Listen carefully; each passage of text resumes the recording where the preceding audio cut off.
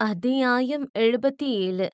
மீண்டும் ஸ்கூல் போன மீனாட்சி அந்த டெஸ்கில் தலையை வைத்து படுத்தாள். அவள் மனம் அவளை கேள்வி கேட்டது. கொஞ்சம் யோசித்து பார்க்கும் பொழுதுதான் அவள் பேசிய வார்த்தையின் வீரியம் என்னவென்பது அவளுக்கு புரிந்தது.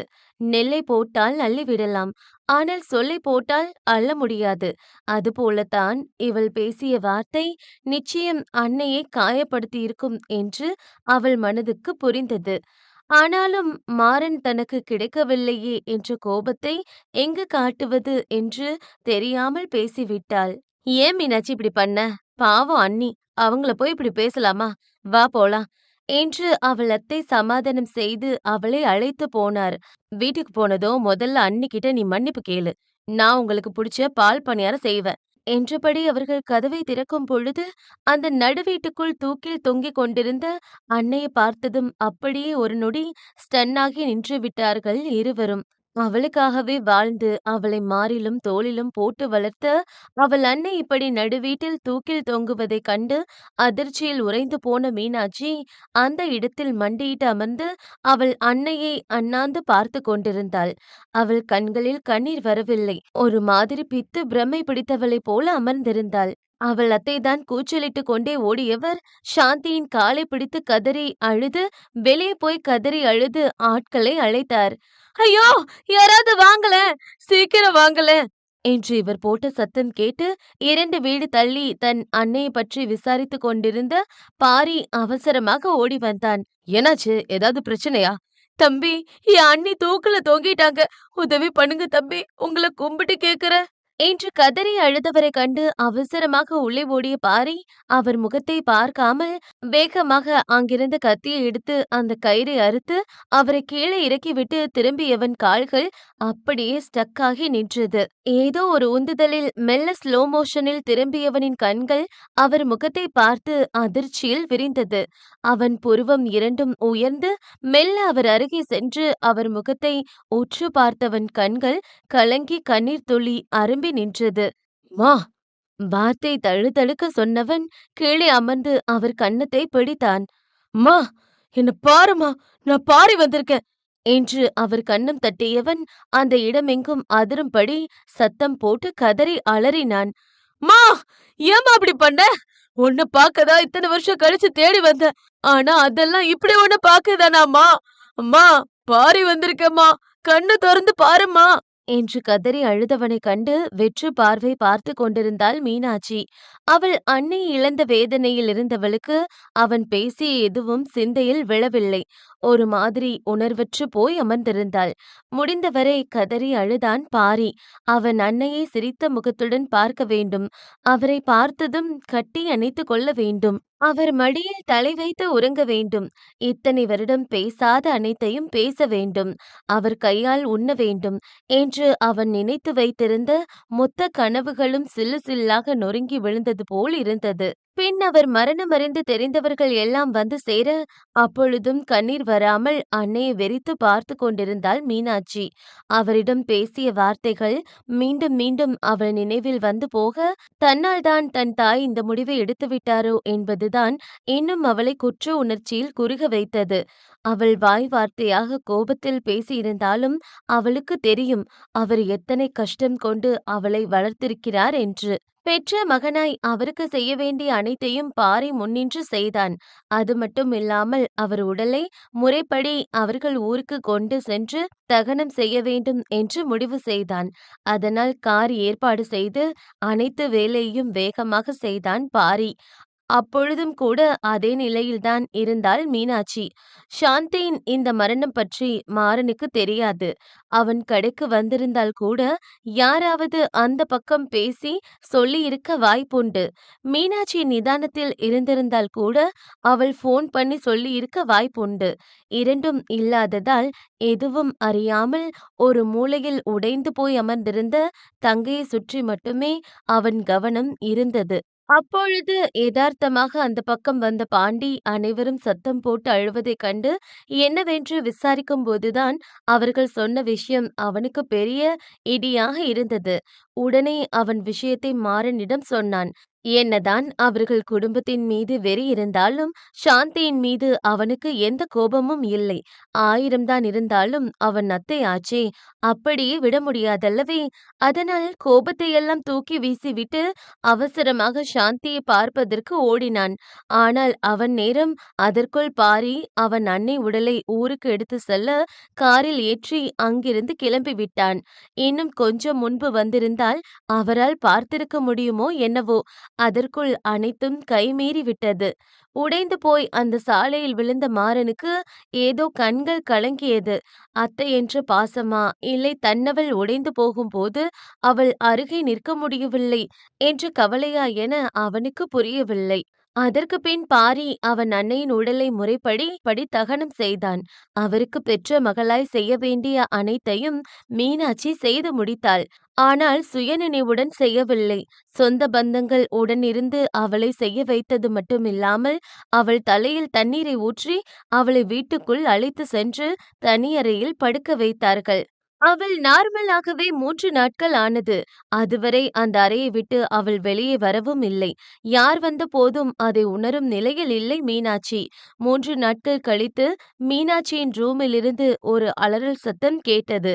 அந்த சத்தம் கேட்டு வீட்டிலிருந்த அத்தனை பேரும் அடித்து பிடித்து ஓடினார்கள். அவர்களுடன் ஆளுக்கு முன்பு படிகளில் ஏறி ஓடிய பாரி, அங்கே அவன் தங்கை இத்தனை நாட்களுக்குப் பிறகு கண்ணீர் விட்டு கதறி அழுவதைக் கண்டு அப்படியே கால்கள் தடுமாற அவள் முன்பு மண்டியிட்டு அமர்ந்தான். அம்மா, என்ன விட்டு போயிட்டியா? என் மேல கோபமா? அதனாலதான் என்ன விட்டு போயிட்டியா? நானும் வரேம்மா. என்ன விட்டு போயிட்டியே, எனக்கு இனி யார் இருக்கா? என்ன அனாதையா விட்டு போயிட்டியேம்மா. என்னையும் உன் கூட கூட்டிட்டு போம்மா. எல்லாமே என் தப்புதான். நான் அப்படி பேசியிருக்க கூடாது. நான் தான் கோபக்காரி. கோபத்துல என்ன பேசணும்னு தெரியாம பேசிட்டேன். அறிவில்லாதம்மா நான். அதுக்காக இப்படி பண்ணிட்டியே. என்ன குற்ற உணர்ச்சிக்கு ஆளாக்கிட்டு போயிட்டியேம்மா. நான் அனாதை ஆயிட்டேனே என்று கதறி அழுதவளின் கையை கண்ணீருடன் பிடித்தான் பாரி. மீனாட்சி கலங்கிய கண்ணீருடன் அவனை நிமிர்ந்து பார்த்தாள். யார் சொன்னா நீ அனாதைன்னு? உனக்கு இந்த அண்ணா இருக்கேன். நீ அனாதை தங்கம். அந்த கண்ணீர் துளி அவள் கைகளில் பட்டு தெறிக்க மீனாட்சி அவனை இப்போதுதான் கவனித்தாள். அவன் யாரென்று தெரியவில்லை. எப்படி உறவு என்று தெரியவில்லை. அவள் எப்படி இங்கு வந்தாள் என்று புரியவில்லை. ஆனால் அந்த நொடி அவளுக்கு அவன் ஆறுதல் தேவைப்பட்டது. அதனால் அப்படியே அவன் மடியில் படுத்தவள் கதறி அழுதாள். அம்மாடி, என் அழகி முன்னே வந்தார். வேணா சித்தி, விடுங்க. அவ அழட்டும். இப்பவாவது மனசு விட்டு அழட்டும் என்று பாரி அத்தனை பேரையும் கை நீட்டி தடுத்தவன் தங்கையின் தலையை கோதி கொடுத்தான். அவள் அழும் வரை அவளுக்கு துணையாக அமர்ந்து அவள் தலையை கோதி கொடுத்தான். அழு தங்கம், எவ்ளோ அழணுமோ அழு. ஆனா நீ அனாதைன்னு சொல்லாத. இனிமே உனக்கு இந்த அண்ணா இருக்கேன். உனக்கு எல்லாமே நான் தான் என்று அன்னை எண்ணி கண்ணீர் விட்டபடி தங்கையை அணைத்து கொண்டான். அதே சமயம் அங்கு மாறனும் அழுதழுது உடல் வற்றி கண்களை சுற்றி கருவளையம் விழுந்து பார்க்கவே என்னவோ போல் இருந்த அருவியைக் கண்டு மனதளவில் நொந்து கொண்டிருந்தான். எத்தனையோ நாட்கள் கடந்து விட்டது. ஆனால் இப்பொழுது வரை அவனால் தங்கையின் நிலையில் மாற்றத்தை கவனிக்க முடியவில்லை. அவள் ஒவ்வொரு நாளும் பாறையை நினைத்து அழுவதை அவனால் தாங்கிக் கொள்ள முடியவில்லை. இப்படி பார்க்கவா அவளை இத்தனை கஷ்டப்பட்டு வளர்த்தான்? இத்தனை கோடி ஆண்கள் இருக்க அவளுக்கு அவன் மீதுதான் காதல் வர வேண்டுமா என்று விதியின் விளையாட்டை பார்த்து அவனுக்கு விரக்தியில் சிரிப்புதான் வந்தது. அத்தியாயம் 78. மாதங்கள் சென்றது. மீனாட்சி இப்பொழுது ஓரளவுக்கு மாறியிருந்தாள். ஆனாலும் அவள் அன்னையின் சாவுக்கு அவளே காரணம் என்ற உணர்வு இன்னும் அவளை விட்டு போகவே இல்லை. அங்கிருந்தவர்கள் எல்லாம் அவள் இந்த வீட்டின் வாரிசு என்றும் அவர்களை பற்றியும் எடுத்து சொல்லி புரிய வைத்தார்கள். இதில் பாரிதான் தங்கையுடன் இருந்து அவளை பார்த்து கொண்டு அவளுக்கு சாப்பாடு ஊட்டிவிட்டான். ஒரு பக்கம் அன்னையின் நினைப்பு, இன்னொரு பக்கம் மாறனின் நினைப்பு என்று அவளை வாட்டியது. அதேபோல்தான் பாரியும் என்னதான் தங்கையை கவனமாக கவனித்துக் கொண்டாலும் கூட அவன் மனதில் அருவியின் நினைப்பு படாத பாடு படுத்தியது. அண்ணா! மீனாட்சியின் அழைப்பில் திரும்பி பார்த்த பாரி அவன் முகத்தில் இருந்த குழப்பத்தை மறைத்து கொண்டு அவளை அழைத்து ஊஞ்சலில் அமர வைத்தான். சொல்லுடா! அக்கறையாக அவள் தலையை வருடி கொடுத்தான். உனக்கு என்னாச்சு? நானும் வந்ததுலேருந்து கவனிக்கிறேன். எதையோ பறி கொடுத்த மாதிரி இருக்க. அம்மாவை தாண்டி வேற என்னமோ இருக்கு. என்னது என்று சரியாக கணித்து கேட்டவளை மெச்சிக்கொள்ளாமல் இருக்க முடியவில்லை அவனால். ஒன்னும் இல்லடா என்று மறைக்க நினைத்தாலும் அவள் விடவில்லை. பொய் சொல்லாத. பெருமூச்சு விட்ட பாரி அவன் வாழ்க்கையில் நடந்த அருவியின் அத்தியாயத்தை பற்றி சொன்னான். அவ என்னை ஏமாத்திட்டான்னு தோணுது. வருத்தமாக சொன்னான். மீனாட்சியின் இதழில் ஒரு நக்கல் சிரிப்பு வந்தது. "ஹ, எனக்கு என்னமோ அப்படி தோணல. அம்மா எப்பவும் சொல்வாங்க, எனக்கு முன்கோபம் அதிகம். கோபம் வந்தா ஆத்திரம் என் கண்ண மறைச்சிரும். நான் என்ன பேசுறேன்னு புரியாம பேசிருவேன்னு. அது உண்மைதான். ஏன்னா நீயும் என்ன மாதிரி தான் இருக்க. அப்போ தப்பு என் மேல தான்னு சொல்றியா தங்கம்? அது எனக்கு தெரியாது அண்ணா. ஆனா நீ சொல்றத வச்சு பார்க்கும்போது ஒரு விஷயம் மட்டும் தெரியுது. நிச்சயம் அவங்க உன்ன ரொம்ப விரும்பியிருக்காங்க. அவங்க நினைச்சிருந்தா எப்பவோ இங்கிருந்து போயிருக்க முடியும். ஆனா அவங்க போல. ஏன் தெரியுமா? தன்னை நம்பி இருக்கவங்கள விடக்கூடாதுன்னு நினைச்சிருக்காங்க. கொஞ்ச நாள் பழகுனவங்களே விட்டு போகக்கூடாதுன்னு நினைச்சவங்க, நேசிச்ச ஒருத்தங்கள எப்படி விடுவாங்க? அப்ப அவன்கிட்ட ப்ரப்போஸ் பண்ணது, அவன இங்க வர வச்சது, நீ கேள்விப்பட்டதில்லையா? கண்ணால் பார்ப்பதும் போய், காதால் கேட்பதும் போய், தீர விசாரிப்பதே மெயினு. அதே மாரி நீ அப்பவே அத பத்தி விசாரிச்சிருக்கணும். அது மட்டும் இல்லாம உங்கள சுத்தி வேற என்னமோ சூழ்ச்சி நடக்குதுன்னு தோணுது. கொஞ்சம் பொறுமையா யோசிச்சு பாரு புரியும். என்று தங்கை சொன்னதைக் கேட்டு பாரியின் புருவம் யோசனையாக விரிந்தது. ஏனோ இத்தனை நாட்களாக அவன் இப்படி யோசிக்கவில்லை. முதல் முறை தவறு செய்து விட்டோமோ என்று தோன்றியது. அதனால் உடனே கிளம்பினான் அருவியை பார்க்க. அதே நேரம் வாடிய கொடியாக அந்த வீட்டில் தூக்க முடியாமல் அந்த தண்ணீர் குடத்தை சுமந்து வந்த அருவி பொத்தென்று காலிடறி விழுந்து அந்த தண்ணீர் குடத்தை கீழே போட்டு உடைத்து விட்டாள். அந்த சத்தம் கேட்டு வீட்டுக்குள் சமைத்துக் கொண்டிருந்த மாறன் அவசரமாக ஓடி வந்தான். அம்மோ, என்னடாச்சு? நீ ஏன்டா அதெல்லாம் பண்ற?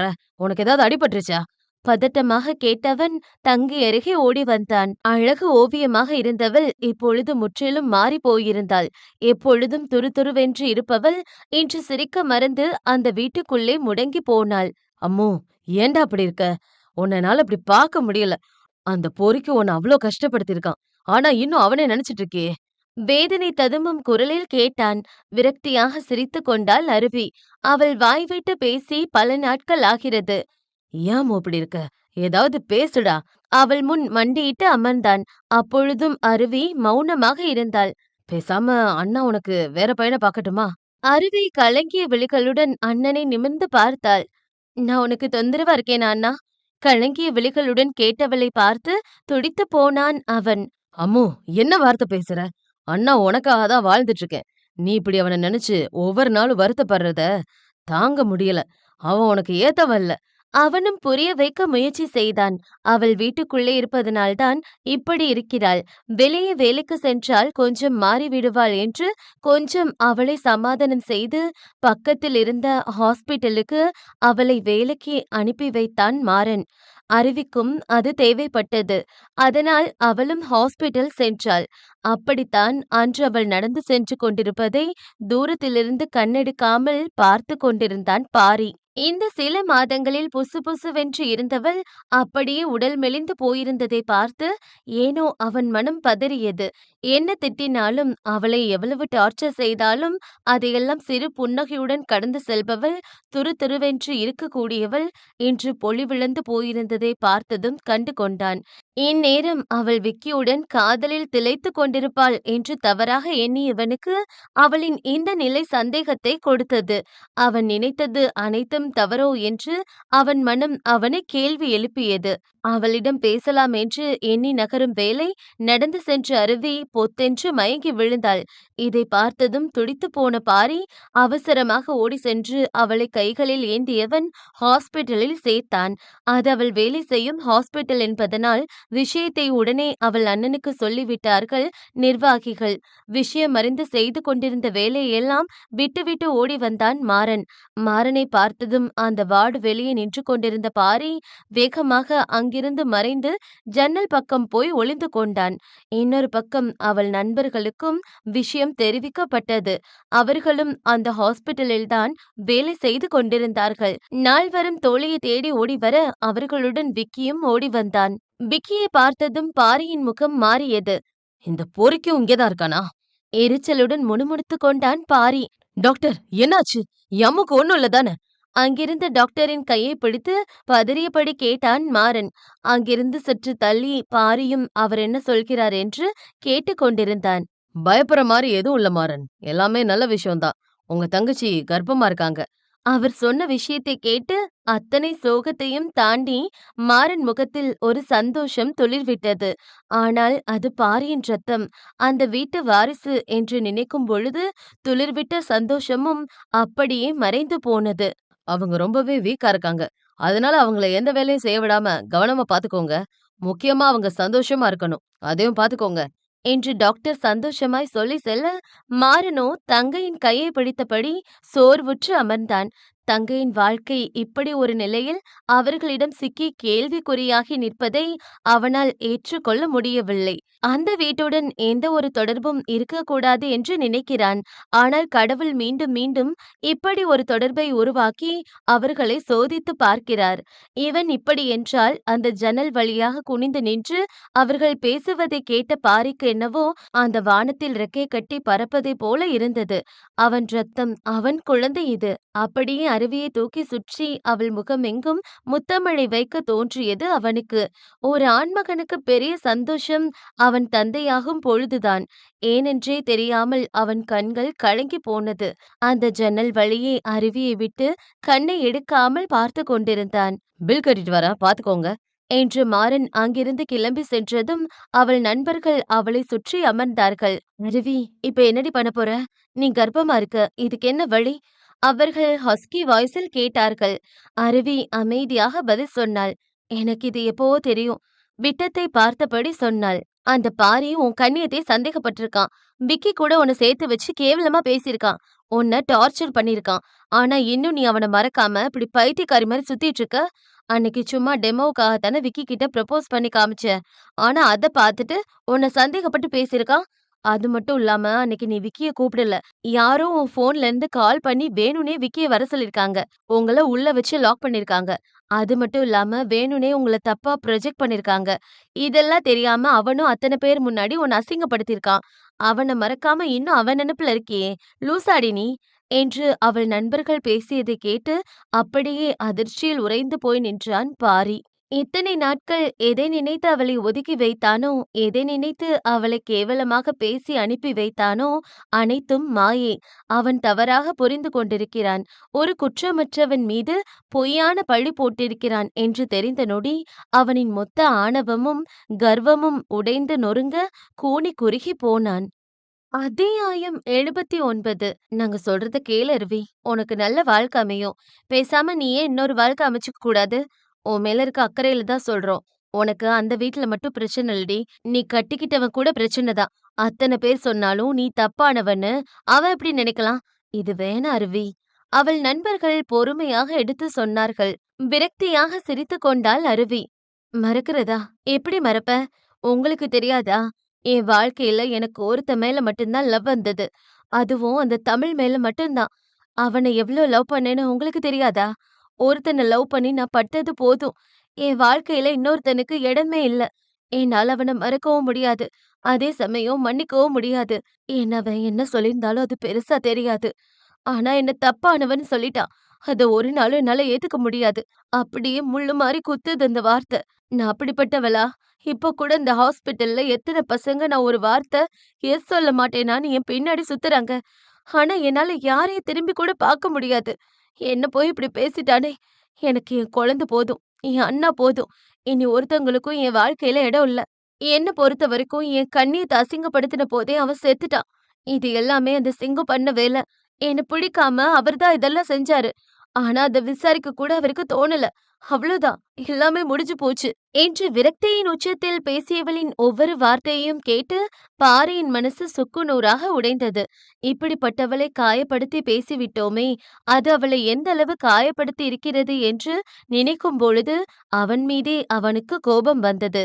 தாத்தா எதற்காக இதை செய்தார் என்று அவனுக்கு சுத்தமாக புரியவில்லை. ஆனால் இந்த நொடி முடிவு செய்தான். என்ன ஆனாலும், யாரு என்ன சொன்னாலும் அருவியை விடக்கூடாது. அவள் காரி துப்பினாலும் அவள் காலடியை விட்டு நகர மாட்டேன் என சபதம் எடுத்துக் கொண்டவன், கடைசியாக அவன் அன்னை வாழ்ந்த வீட்டை ஒருமுறை பார்ப்பதற்காக சென்றான். அவன் அன்னையின் பொருட்கள் அனைத்திலும் இருந்து அவர் நினைவாக ஒவ்வொரு பொருளையும் எடுத்து வைக்கும் போதுதான் அங்கு ஒரு பெட்டி நிறைய பல டைரி இருந்ததை கவனித்தான் பாரி. அதை எடுத்து பார்த்தவன் முதல் பக்கத்திலேயே "அன்புள்ள என் மகன் பாரிக்கு" என்று சாந்தி எழுதி வைத்திருந்த வரிகளை கவனித்தான். 1, 2 அல்ல, பல டைரி இருந்தது. அவனை நினைத்து ஒவ்வொரு நாளும் எழுதிய வரிகள் அது. அதையெல்லாம் எடுத்து மார்போடு அணைத்துக் கொண்டவன் அதை எடுத்து வைத்துக் கொண்டான். அதே நேரம் மீனாட்சி அவள் அறைக்கதவை திறக்கும் சத்தம் கேட்டு திரும்பி பார்த்தாள். அங்கே சிறு புன்னகையுடன் நின்ற அவள் தாத்தா சிங்கத்தைக் கண்டு மரியாதை நிமித்தமாக எழுந்து நின்றாள். "இருக்கட்டும்டா, உக்காரு" என்றபடி அவள் அருகே வந்து அமர்ந்தவர் வாஞ்சையாக அவள் தலையை கோதிக் கொடுத்தார். "தாத்தா உனக்கு ஒரு நல்ல விஷயம் சொல்லப் போறேன்." மீனாட்சி என்னவென்பது போல பார்த்தாள். சிங்கம் ஒரு போட்டோவை எடுத்து அவள் முன்பு வைத்தார். அதில் ஒரு வாலிபன் என்று சொல்வதை விட ஒரு வயதானவன் என்று சொன்னால் தகும். அப்படிப்பட்டவனின் போட்டோவை நீட்டினார். மீனாட்சி அதை புரியாமல் பார்த்தாள். "என்ன இது தாத்தா?" "உனக்கு பாத்திருக்க மாப்பிள்ளை மீனாட்சி. சொந்தமா வட்டி கடை, மில்லு, பல ஏக்கர் சொத்து பத்துன்னு கோடிய தாண்டும் பணம். அது மட்டும் இல்ல, நம்ம ஜாதிக்கார பையன் 200 பவுன் நகை போட்டு கட்டிட்டு போறேன்னு சொல்றாரு. நல்ல சம்பந்தம். இதை விட வேற என்ன வேணும் நமக்கு? நீ இவர கல்யாணம் பண்ணிக்கோ" என்றார் கனிவுடன் இருப்பதைப் போல நடித்து. மீனாட்சி முகம் மாறியது. அந்த போட்டோவை அவர் முன்பே கிழித்து போட்டாள். "எனக்கு இதுல விருப்பம் இல்ல. என்ன தொந்தரவு செய்யாதீங்க" முகத்தில் அடித்தாற்போல் சொன்னாள். அவரின் பொறுமை காற்றில் பறந்தது. "ஏன் விருப்பம் இல்ல?" இழுத்து பிடித்த பொறுமையுடன் கேட்டார். "அத உங்ககிட்ட சொல்ல வேண்டிய அவசியம் இல்ல." "அந்த மெக்கானிக்காரனை இன்னும் மறக்க முடியலையோ?" அவள் முன்பு கால் மேல் கால் போட்டு நக்கல் தோரணையில் சொன்னவரை அதிர்ச்சியுடன் திரும்பி பார்த்தாள் மீனாட்சி. "எல்லாமே விசாரிச்சுட்டு தான் உங்ககிட்ட பேச வந்தேன். இங்க பாரு, பேத்தியா போயிட்ட. அதனால பொறுமையா சொல்றேன். இல்லன்னு வை, உன் ஆத்தாக்காரிய கொன்னு போட்ட மாதிரி உன்னைய கொன்னு சுருக்கேத்திருவேன்" என்றார் கர்ஜனையான மிரட்டலுடன். மீனாட்சியின் புருவம் அதிர்ச்சியுடன் விரிந்தது. "என்ன அப்படி பாக்குற? ஆமா, உன் ஆத்தால கொன்னது நான் தான். அது மட்டும் இல்ல, என் பொண்ணையும் நான் தான் கொன்னேன். ஏன் தெரியுமா? என் பேச்ச கேட்காம எவனோ ஒருத்தனை இழுத்துட்டு போனதுக்காக. பெத்த பொண்ணைய கொன்னவனுக்கு உன்னை கொல்ல எவ்வளவு நேரம் ஆகும்?" சற்றும் இரக்கமில்லாமல் பேசியவரின் சட்டையை பாய்ந்து பிடித்தாள் மீனாட்சி. "யோ, ஏன் அப்படி பண்ண? ஏன் இப்படி பண்ண? இப்படி அநியாயமா என் அம்மாவை கொன்னுட்டியே! நீ என்னையா சொல்றது? இப்ப நான் சொல்றேன். என்ன ஆனாலும் நான் மாறனை மறக்க மாட்டேன். எனக்கு ஒரு வாழ்க்கை இருந்தா அது மாறன் கூட மட்டும்தான். இப்ப போய் இது எல்லாத்தையும் வெளியே சொல்லுவேன். உன்னை கம்பி என்ன வைக்கிற" என்று கோபமாக சொல்லி கதவு வரை சென்றவள் கால்கள் அப்படியே பிரேக் போட்டது போல நின்றது அவர் சொன்ன வார்த்தையில். "போ. ஆனா அங்க போகும்போது உன் காதலன் உயிரோட இருக்க மாட்டான். அவன் பொணந்தா இருக்கும்" என்று வில்லத்தனமான சிரிப்புடன் சொன்னவரை கண்டு அவள் புருவம் கேள்வியாய் விரிந்தது. "என்ன மிரட்டி பாக்குறியா? என் பேத்திக்கு இன்னும் என்ன பத்தி சரியா தெரியல போல" என்று அவர் போனை எடுத்து காட்டினார். அதில் மாறன் காய்கறி வாங்கி கொண்டிருக்க, அவனுக்கு பின் மூவர் அரிவாள் மற்றும் கையில் துப்பாக்கியுடன் ஃபாலோ பண்ணி சென்றார்கள். அதை பார்த்ததும் மீனாட்சி கண்கள் அதிர்ச்சியுடன் விரிய, பயத்துடன் அவர் அருகே ஓடி வந்தாள். "அவர் எதுவும் பண்ணிடாதீங்க" பதட்டமாக சொன்னாள். "அது உன் கையில தான் இருக்கு. உண்மை எதையும் வெளியே சொல்லாம நான் சொல்ற பையனை கல்யாணம் பண்ணிக்க. அப்பதான் அவன் உயிரோடவாவது இருப்பான்" என்று அவருக்கே உண்டான வில்லத்தனத்துடன் சொன்னவரை கண்டு மீனாட்சி கண்கள் கலங்கியது. "நான் உங்களுக்கு அப்படி என்ன பாவம் பண்ண? எதுக்கு இப்படி பண்றீங்க?" "இந்த வீட்டுல வாரிசா பிறந்துட்டியே, அதான் நீ பண்ண பாவமும் புண்ணியமும். உண்மையை சொல்லி உன் காதலனையும் காதலன் குடும்பத்தையும் பறிகொடுக்க போறியா, இல்ல நான் சொல்ற பையனை கல்யாணம் பண்ணி அவங்கள காப்பாத்த போறியா?" மிரட்டலாய் கேட்டவரை பார்த்து கண்களை மூடினாள் மீனாட்சி. அவளின் அன்னையை கொன்றுவிட்டார், பெற்ற மகளை கொன்றுவிட்டாள் என்றால் நிச்சயம் அவர் மாறனையும் கொல்ல தயங்க மாட்டார். அவர்களை பறிகொடுப்பதை விட அவள் காதலை கொன்று அவர் சொல்பவரை திருமணம் செய்வது மட்டுமே அவளுக்கு இருக்கும் ஒரே வழி. அதனால் மனதை கல்லாக்கி கொண்டு சொன்னாள், "நான் கல்யாணம் பண்ணிக்கிறேன்" என்று. "ஆ, இதுதான் நல்ல பொண்ணுக்கு அழகு. அப்புறம் உன் அண்ணன் பாரிக்கிட்ட உண்மையை சொல்லான்னு முயற்சி பண்ணாத. ஏன்னா என் பக்கம் ஒரு உசுறு தான் இழப்பு. ஆனா உன் பக்கம் அப்படி இல்ல, பல உசுறு போகும். அதனால நீ படிச்ச பொண்ணு, புரிஞ்சு முடிவெடுப்பான்னு நம்புறேன் என வில்லத்தனத்துடன் சொல்லி சென்றவர் உடனே கல்யாணத்திற்கு தேவையான ஏற்பாடுகளை செய்தார். இங்கே பாரியிடம் மீனவின் அத்தை சில உண்மைகளை எடுத்து சொன்னார். அதை கேட்டு அவன் கண்கள் இரண்டும் அதிர்ச்சியில் விரிய அவர் சொன்னதை அவனால் நம்ப முடியவில்லை. அந்த விஷயத்தை கேட்டதும் உடனே அவன் எங்கோ கிளம்பி சென்று விட்டு அடுத்த கட்டமாக ஊருக்கு கிளம்பி வந்தான். அங்கே அவனுக்கு இன்னொரு அதிர்ச்சியாக தங்கையின் கல்யாண ஏற்பாடு நடந்து கொண்டிருந்ததைக் கண்டு அவன் கண்கள் இரண்டும் அதிர்ச்சியில் விரிய உடனே தாத்தாவை தேடி சற்று கோபமாக விசாரித்தான். ஆனால் அவரோ, என் பேத்திக்கு இதுல சம்மதம் என்று ஒரே வார்த்தையில் முடித்து விட்டார். அடுத்த கட்டமாக தங்கையை தேடி சென்றவன் அவளுக்கு இந்த கல்யாணத்தில் சம்மதமா என்று கேட்டான். அந்த நொடியே அவளிடம் உண்மை சொல்லிவிட தோன்றியது மீனாட்சிக்கு. அவள் வாயை திறக்கும் நேரம் பின்னே இருந்து அவள் தாத்தா சிங்கம் வில்லத்தனமாய் சிரிப்பதைக் கண்டு கண்ணீரை கண்ணுக்குள் தேக்கி வைத்தவள் மென்னகை செய்தாள். அவள் சம்மதத்துடனே இந்த கல்யாணமும் நடப்பதாக சொன்னவள் உண்மை சொல்ல முடியாமலும் அந்த கல்யாணத்தை ஏற்றுக்கொள்ள முடியாமலும் தவித்தாள். கல்யாண ஏற்பாடு வெகு சீராக நடந்தது. விடிந்தால் கல்யாணம். அப்பொழுது கூட பாரி அவளிடம் தனியே வந்து கேட்டு பார்த்தான். ஆனால் உண்மை தெரிந்தால் தன் மாறனுக்கு ஏதாவது ஆகிவிடுமோ என்று பயந்த மீனாட்சி அதை சொல்லாமல் மறைத்து விட்டாள். அடுத்த நாள் சீரும் சிறப்புமாக அந்த கல்யாணம் நடந்து முடிந்தது.